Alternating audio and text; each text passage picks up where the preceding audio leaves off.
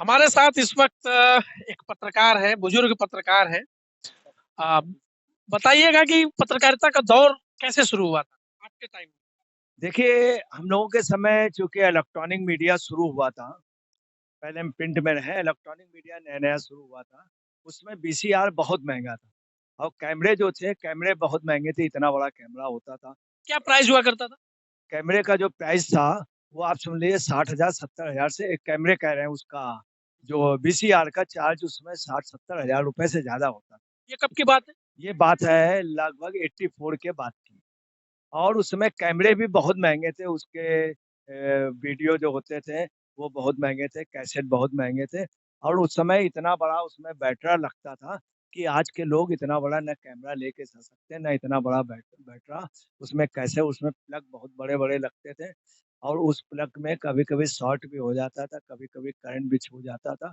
तो उस समय की पत्रकारिता बड़ी टफ थी, एक तो कैमरा आप ला दिए बहुत बड़ा कंधे में, फिर बैटरा ला दिए, बैटरी के अलावा माइक पकड़िए और माइक के अलावा उस समय काफ़ी कुछ वो रहता था। लाइट भी होती थी, लाइट तब बजनी होती थी और जो ये ट्राइपॉड है, ये अब ट्राइपॉड आ गए हैं बहुत हल्के। उस समय ट्राइपॉड बहुत वैसे होते थे, बहुत वज़नी होते थे और लोहे की पत्ती से बनते थे। उसको लगाने में बड़ा टाइम लगता था और उस समय की पत्रकारिता मगर उस समय भी पत्रकारिता ऐसी थी दंगे में, हर जगह लोग कवरेज करते थे और बहुत अच्छे से न्यूज़ जाती थी। अच्छा, आज के समय की पत्रकारिता और तब की, क्या आपको लगता है कि दोनों में क्या अंतर है? देखिए, दोनों में अंतर ये है, आज की पत्रकारिता भोग-विलास वाली हो गई है। आज की पत्रकारिता में कब्ज़ा हो गया अमीरों का। आज की पत्रकारिता में ना पत्रकार तब बिकाऊ था, ना अब बिकाऊ है। मीडिया हाउस बिकाऊ है।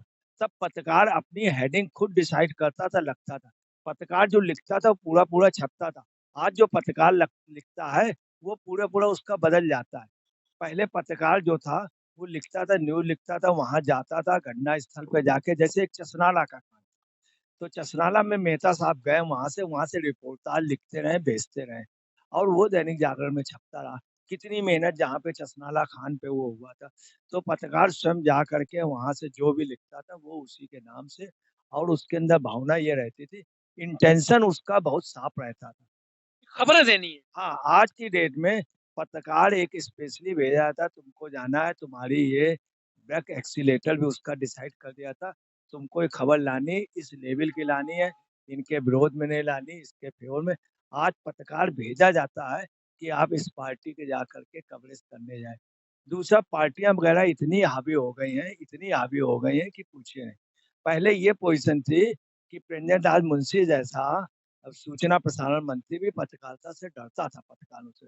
एक यहाँ पे विद्याचरण शुक्ल थे पर सूचना पे इमरजेंसी में वो भी बहुत बोलते बहुत थे और उनका काफ़ी कुछ वो था, मगर वो भी इमरजेंसी लगने के बावजूद भी वो पत्रकारों से थोड़ा-सा लहज़े से बात करते थे। आज वास्तव में पत्रकार तब भी मेहनत करता था, जो नए लड़के आए, ये भी बहुत मेहनत कर रहे हैं। पहले पत्रकारिता ने देश को आज़ाद कराया और देश की आज़ादी में सबसे ज़्यादा पत्रकारों का योगदान रहा। इन लोगों का ज़्यादा योगदान नहीं रहा, जो लोग ये आज सत्ता में बैठे या पहले सत्ता में बैठे थे।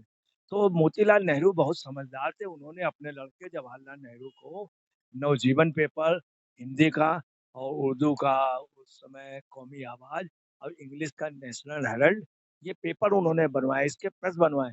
वो जानते थे दूसरा उन्होंने अपनी लड़की को भी उनको ये जो संयुक्त राष्ट्र संघ की अध्यक्ष रहीं पंडित विजय लक्ष्मी, इनको भी उसमें जुड़वाया। तो अटल बिहारी वाजपेयी भी पत्रकार रहे हैं और उसके उसके एक इसके उत्तराखंड के जो काफ़ी लोग थे, वो भी पोखरियाल भी पत्रकार थे। मोस्टली सा सभी लोग पत्रकार रहे हैं। आज आज के समय में जो टीवी चैनलों पर रात में खाना खाने टाइम जब हम बैठते हैं, खाना खाने के वक़्त, वो टीवी पर जो वो ज्वलनशील मुद्दों पर फालतू की डिबेट होती है, वो कहीं न कहीं मानसिकता प्रदूषित कर रही है समाज देखिए, की। बहुत ज़्यादा प्रदूषित कर रही है, ऐसे लोगों के इंटरव्यू लिए जा रहे हैं, जो उसमें जानते ही नहीं।